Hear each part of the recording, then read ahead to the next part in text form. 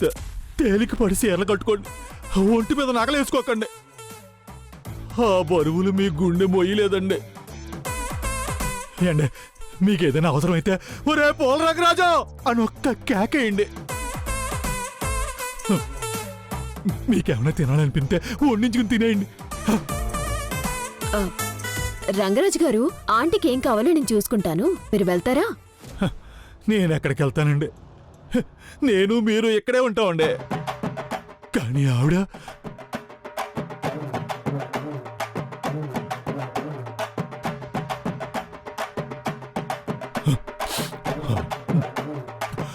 దేవుడు ఇలా ఎందుకు చేస్తాడేంటో. ఏంటే వాడంటుంది? వాడి మాటల్లో కొన్ని రోజుల్లో నేను పోతాననే సెన్స్ కనిపిస్తోంది. మాట్లాడవేంటే? ఆ, ఆ, అంటే ఆంటీ. ఒసేయ్, నిజం చెప్పవే. అసలు నా కొడుకుతో నువ్వేం చెప్పావే? ఆ ఫైల్స్, రిపోర్ట్స్ అన్ని చూపించు. ఏంటవి?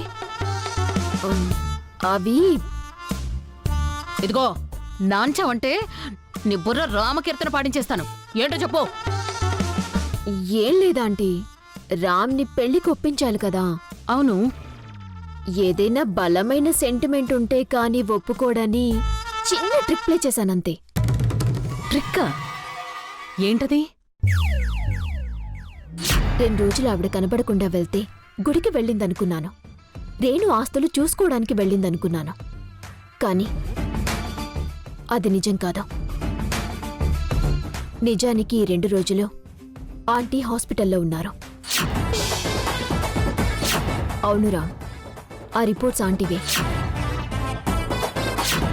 నీకు తనతో పెళ్లి చేసి నిన్ను ఆ రేణు చేతుల్లో పెట్టి ప్రశాంతంగా ఆవిడ కన్ను మొయ్యాలనుకుంది. నేను పోవడం ఏంటే? గుండ్రాయిలా ఉంటాను. ఆ విషయం నాకు తెలుసు, మీకు తెలుసు. కానీ రామ్ని పెళ్లి కొప్పించడానికి నాకు వేరే మార్గం కనిపించలేదు.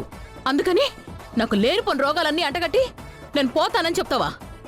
ఏ ఇష్టం లేదా? అయితే మీరే వెళ్ళి ప్రియ చెప్పినవన్నీ అబద్ధాలు, ఆ రిపోర్ట్స్ అన్నీ చెత్త కుప్పలో దొరికితే తెచ్చినవి, నావి కాదు, నాకు ఎలాంటి రోగాలు లేవు, అందరూ పోయినా నేను పోను అని రామ్కి చెప్పండి. అప్పుడు అవునా అమ్మా, చాలా గుడ్ న్యూస్ చెప్పావు, కాబట్టి నీకో బ్యాడ్ న్యూస్, ఈ పెళ్లి చేసుకోను అని అంటాడు. ఈలోపు ఆ గీత ఏదో మాయ చేస్తుంది. రామ్ గీతని దగ్గరికి తీసుకుంటాడు. విడాకులకే విడాకులిచ్చేసి ఆ బండదాన్ని తెచ్చి మళ్ళీ మిన్నెత్తి మీద కూర్చోబెడతాడు. అది మీ తలపై తబలా వాయిస్తూ ఉంటే అప్పుడు ఏడుద్దురుగాని. అమ్మో, అలా జరగడానికి వీల్లేదు. నా కొడుకుతో ఆ గీతకి విడాకులు ఇప్పించడానికి ఎంత కష్టపడ్డాను. ఆర్డర్ అని అబద్ధాలన్నీ ఆడాను. అలా అనుకుంటే నేను చెప్పిన అబద్ధాలనే నిజమని మీరు కూడా రామ్ని నమ్మించండి. అలాగే నమ్మిస్తాను గాని నాకు ఇన్ని రోగాలున్నాయంటే నా కొడుకు ఎలా నమ్మాడే? ఎందుకు నమ్మడు? మీరంటే ఇష్టం కదా, అమ్మ సెంటిమెంట్. రామ్కున్న ఆ వీక్నెస్ తోనే కదా మీరు తనని గ్రిప్లో పెట్టుకోగలిగింది. నేను చెప్పిన దానికి ఆల్మోస్ట్ ఓకే అనే వరకు వచ్చేశాడు. మీరు కూడా కొంత పర్ఫామ్ చేస్తే మొత్తం సెట్ అయిపోతుంది. రామ్కి రేణుతో పెళ్ళైపోతుంది. సరేనే, నీ పర్ఫార్మెన్స్ నువ్వు చేసావు కదా, ఇంకా నా పర్ఫార్మెన్స్ ఎలా ఉంటుందో నేను చేసి చూపిస్తాను.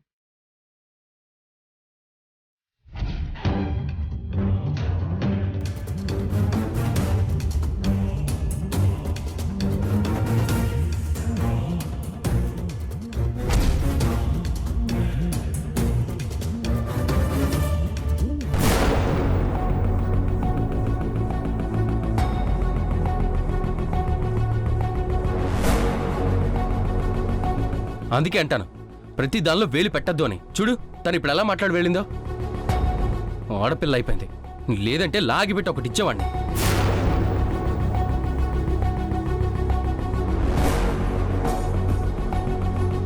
శివ, మామయ్య గారి మీద కోపాడుతున్నావు, ఏం జరిగింది? ఏం లేదు వదినా, ఆ రేణు పొగరు చూపిస్తుంది. రేణునా? మాకు కామన్ సెన్స్ లేదంటమ్మా. తను మీతో ఎందుకలా మాట్లాడింది? తనకేదో పార్సల్ వచ్చింది వదినా, అది నాన్న ఓపెన్ చేయబోతుంటే వచ్చి కోప్పడింది. ఆ పిల్లకొచ్చిన పార్సల్ని మీరెందుకు మామయ్య ఓపెన్ చేయడం? అక్కడికి నేను చెప్తూనే ఉన్నాను వదినా, నా మాట వింటాడైనా. సరేలే, తనిక్కడ పెరిగింది కాదు కదా, అందుకే ఎవరితో ఎలా మాట్లాడాలో తెలీదు. నేను చెప్తాను.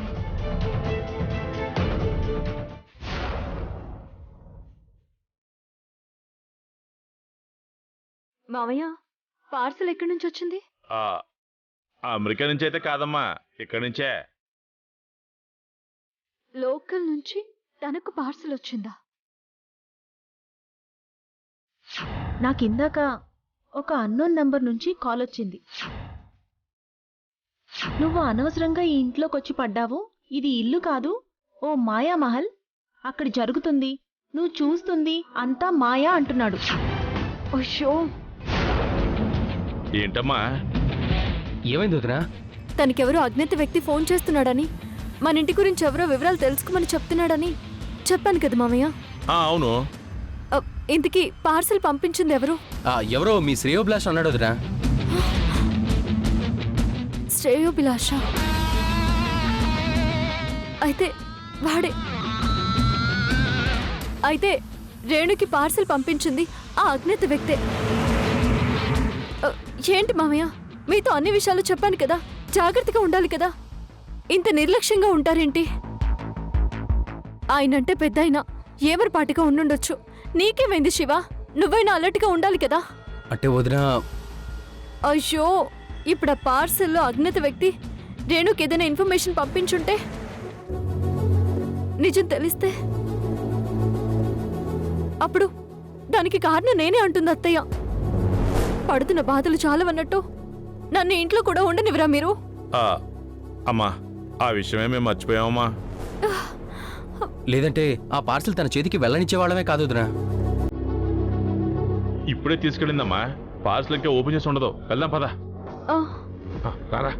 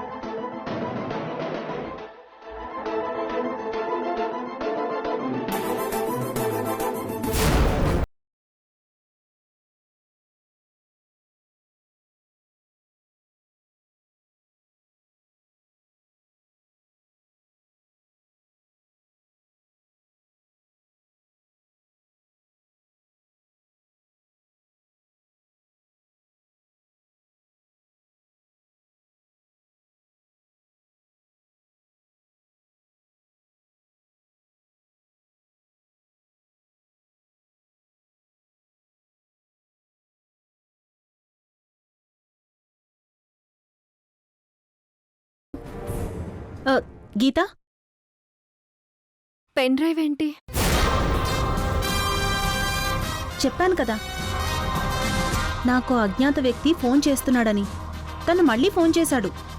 పార్సల్ పంపించానని చెప్పాడు. ఆ పార్సల్లో ఈ పెన్ డ్రైవ్ ఉంది. పెన్ డ్రైవ్లో ఏముంటుంది? చిన్న పెన్ డ్రైవ్ పంపించడానికి ఇంత పార్సల్ చేయాలా? వాళ్ళెవరో నిన్ను కావాలని ఆట పట్టించడానికే ఇలా చేస్తున్నట్టున్నారు. వదిలే, ఆ పెన్ డ్రైవ్ ఇట్టి. లేదు గీత, ఈ రోజుతో ఈ ఇంట్లో ఏం జరిగిందో, ఏం జరుగుతుందో మొత్తం క్లారిటీ వస్తుందని చెప్పాడు. రేణు, అలాంటిదే ఉండదు. ఈ ఇంట్లో ఏం జరుగుతుందో ఈ ఇంట్లో ఉన్న మనకి తెలియడం లేదు. ఎక్కడో ఉన్న వ్యక్తికి ఎలా తెలుస్తుంది? అలా ఎందుకు అనుకోవాలి? ఈ పెన్ డ్రైవ్ ఓపెన్ చేసి చూస్తే ఇందులో ఏముందో తెలుస్తుంది కదా. అలా ఏం ఉండదు. ఏంటి? ఈ పెన్ డ్రైవ్ ఓపెన్ చేస్తే నీకేమైనా ప్రాబ్లమా? మరి ఇంకేంటి? ముందు ఇందులో ఏముందో చూడాలి. నా ల్యాప్టాప్ ఎక్కడ పెట్టాను?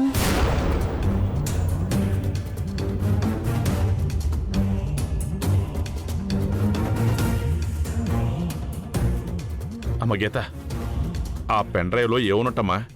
తెలీదు మామయ్య. పెన్ డ్రైవ్లో పంపారంటే ఫోటోలా వీడియోలా? రేణుకి నిజాలు తెలిసేలా పంపడానికి వీడియోలు ఏమున్నట్టు?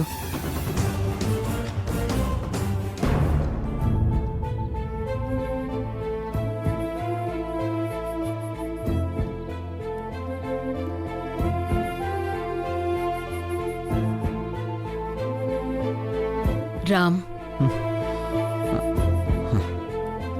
అమ్మా, ఏంటమ్మా? నువ్వు ఫ్రీగా ఉంటే నీతో కొంచెం మాట్లాడాలిరా. దేని గురించమ్మా? రా, నువ్వు ముందు కూర్చో. చెప్పమ్మా. నా మీద నీకు కోపం లేదు కదా? నీ మీద నా కోపం ఎందుకుంటుందమ్మా? నా దగ్గర నీకు మొహమాటం ఏంటి? నన్ను రిక్వెస్ట్ చేయడం కాదమ్మా, ఆర్డర్ వేసే రైట్స్ నీకుంటాయి. అమ్మా, నువ్వు దేని గురించి మాట్లాడాలనుకుంటున్నావో చెప్పమ్మా. నీ పెళ్లి గురించేరా. ఒరే, కోపం తెచ్చుకోకు. కాస్త ప్రశాంతంగా నేను చెప్పేదాని గురించి ఆలోచించు. ఎవరున్నా లేకపోయినా మగాడికి కడవరకు తోడుగా ఉండేది భార్య ఒక్కతేరా. అందుకే నేనుండగానే నీకు పెళ్లి చెయ్యాలనుకుంటున్నాను. ఏంటమ్మా, ఎప్పుడూ లేనిది ఇలా మాట్లాడుతున్నావు? ఏమైంది? నాకేమవుతుందిరా? ఏమవుతుంది? నేను బానే ఉన్నాను. అబద్ధం చెప్తున్నావమ్మా. నీ ఆరోగ్యం పరిస్థితి ఏంటో నువ్వు చెప్పకపోయినా నాకు తెలుసమ్మా. అమ్మా, అలా ఎందుకు మాట్లాడుతున్నావు? అంటే ఈ మధ్య ఏంటో గుండెల్లో అదోలా ఉంటోందిరా. ఒళ్ళు కూడా సహకరించటం లేదు. ఎందుకో భయంగా ఉంటోందిరా. పొరపాటున నాకేదైనా అమ్మా, అలా మాట్లాడుకో, నీకేం కాదు. అది నీ చేతుల్లోనో నా చేతుల్లోనో లేదు నాన్న. నాకేదైనా జరగరాంది జరక్కముందే నీకు పెళ్లి చెయ్యాలని, నువ్వు సుఖంగా సంతోషంగా కాపురం చేసుకుంటుంటే కళ్ళారా చూడాలని ఆశపడుతున్నాను. అందుకే నిన్నిలా బలవంత పెడుతున్నాను. రేణు చాలా మంచి పిల్లరా. పైగా వాళ్ళమ్మ ఆ పిల్ల బాధ్యతని నాకప్పగించింది. ఆ పిల్లకి నీకంటే మంచి భర్తని నేనెక్కడి నుంచి తీసుకురాని చెప్పు. మా, నీ బాధ నాకు తెలుస్తుంది, కానీ నా బాధను కూడా నువ్వు అర్థం చేసుకోమ్మా. అంటే ఏంట్రా? రేణు అంటే నీకు ఇష్టం లేదా? అయితే ఈ పెళ్లి చేసుకోను అని అంటావు, అంతే కదా? సర్లేరా, సర్లే. నువ్వు సుఖపడతావని నీకు పెళ్లి చేయాలనుకుంటున్నానే గాని నిన్ను బాధ పెట్టాలని కాదు.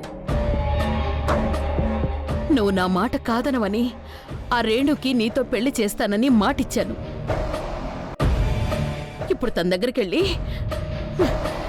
నా కొడుక్కి నిన్ను పెళ్లి చేసుకోవడం ఇష్టం లేదు, నన్ను క్షమించమ్మా అని తన కాళ్ళు పట్టుకొని క్షమాపణ చెప్తాను. అంతే, అలాగే అమ్మా. చేస్తాను. కూర్చోమ్మా.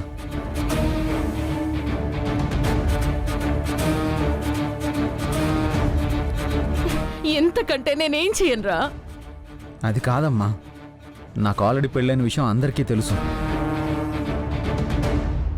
గీతకు విడాకులు ఇస్తున్నానని తెలిసి అందరూ నన్ను నానా మాటలు అంటున్నారు. ఇప్పుడు మళ్ళీ ఈ పెళ్లి చేసుకుంటే ఈ సమాజం నన్ను ఏమనుకుంటుంది? ఏంట్రా సమాజం? ఎవరా సమాజం?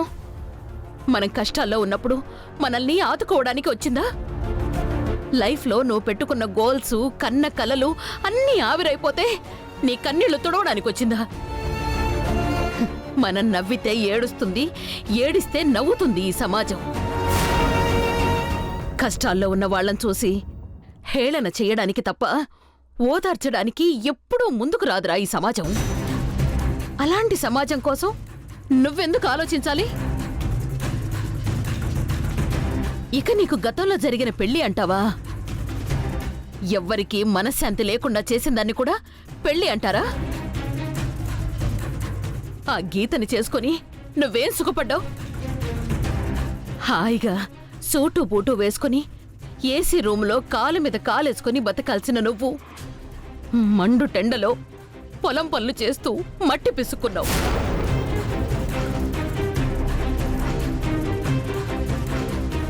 నువ్వంటే గౌరవం ఇవ్వదు, నీ మాటకి విలువ ఇవ్వదు. అలాంటి దాన్ని చేసుకుని మనశ్శాంతిని దూరం చేసుకోవడం తప్ప ఏం బావుకున్నావు? గీత సంగతి వదిలేమ్మా. ఎప్పుడైతే నేను విడాకులు కావాలి అన్నానో అప్పుడే నా మనసు నుండి దూరంగా వెళ్ళిపోయింది. అయినా ఇప్పుడు నాకు ఏం లోటు వచ్చిందని ఇంత సడన్గా పెళ్లి చేసుకోవాలి? లోటొచ్చిందని కాదురా, వస్తుందేమోనని నా భయం. ఆహా, మహానటి. ఈ మ్యాచ్ చేస్తున్నావా ఆంటీ? ఈవిడ నటనకు ఆస్కర్ సరిపోదు, అంతకంటే పెద్ద అవార్డు ఏమైనా పెడితే బెటర్. నేను లేకపోతే నిన్నెవరు చూసుకుంటారా?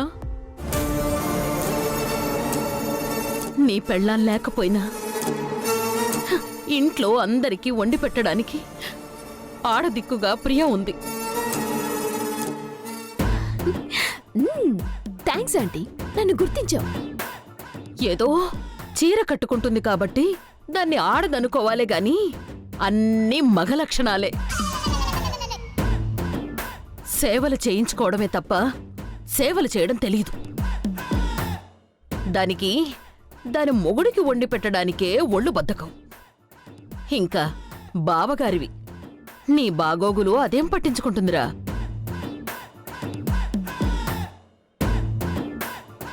ఏంటమ్మా నన్ను వదిలేసి వెళ్ళిపోతున్నట్టు మాట్లాడుతున్నావు? చెప్పాను కదరా, నా పరిస్థితి ఏం బాగోలేదు, భయంగా ఉంది అని. అలాంటిదేం లేదు, నేను నిన్ను చూసుకుంటానమ్మా. నాకు తెలుసు నాన్న, నన్ను చూసుకోవడానికి నువ్వున్నావు.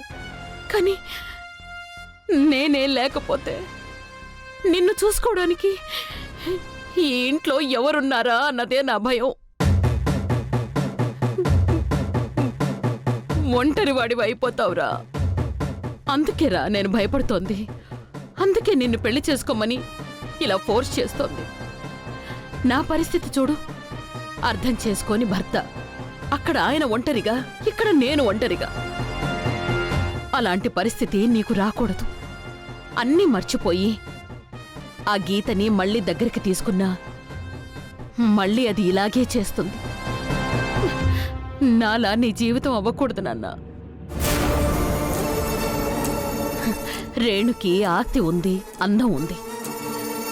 తన్ని పెళ్లి చేసుకుని హ్యాపీగా అమెరికాకి వెళ్ళిపోయావనుకో, లైఫ్లో నువ్వనుకున్న గోల్స్ అన్నింటినీ ఫుల్ఫిల్ చేసుకోవచ్చు. కాదంటే నా మీద ఒట్టే.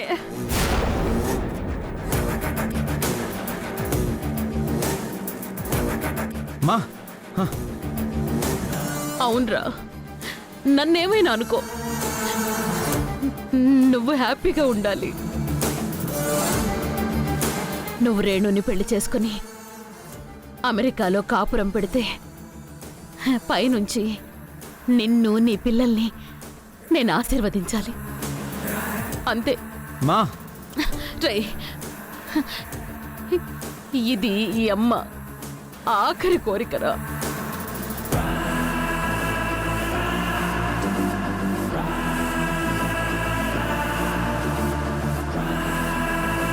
నువ్వు రేణుతో పెళ్లి కొప్పుకున్నావు, అంతే. సాయంత్రం ప్రియ వాళ్ళ యానివర్సరీ ఫంక్షన్లో నేను ఈ విషయాన్ని అనౌన్స్ చేస్తున్నాను. ఫిక్స్. అమ్మా అమ్మా అమ్మా అమ్మా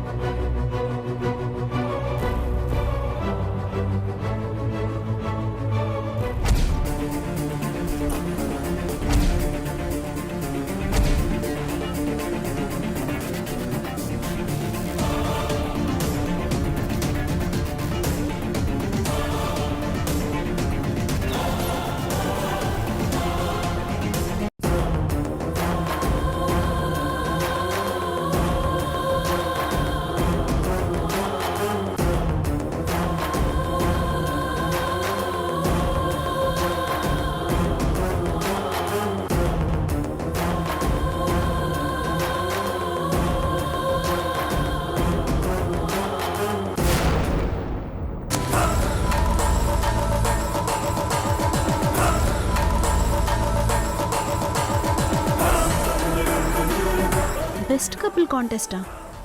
ఎప్పటిది?